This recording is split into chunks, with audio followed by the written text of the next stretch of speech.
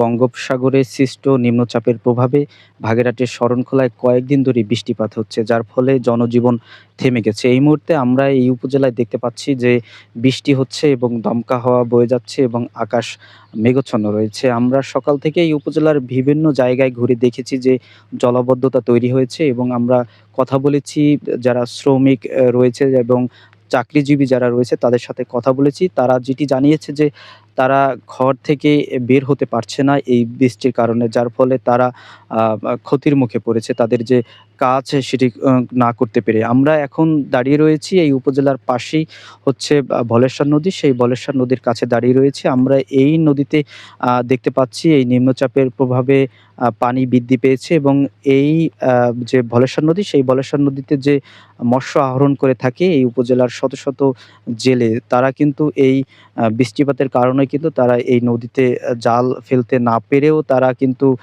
বা ক্ষতির মুখে পড়েছে, তেমনটাই আমরা জানতে পেরেছি। আমরা আপনাদেরকে একটু জানিয়ে রাখি যে এই যে ধলেশ্বর নদী, এই নদীর পাশেই রয়েছে আবার বঙ্গোপসাগর, তারপরে রয়েছে সুন্দরবন। বঙ্গোপসাগরে আপনারা জানেন যে সেখানে মাছ ধরার জন্য ফিশিং ট্রলার যেয়ে থাকে, কিন্তু তারা কিন্তু সেই মাছ আহরণ করতে না পেরে কিন্তু তারা কিন্তু সুন্দরবনের বিভিন্ন খালে আশ্রয় নিয়েছে, তেমনটা জানিয়েছে যে এই বন বিভাগ থেকে।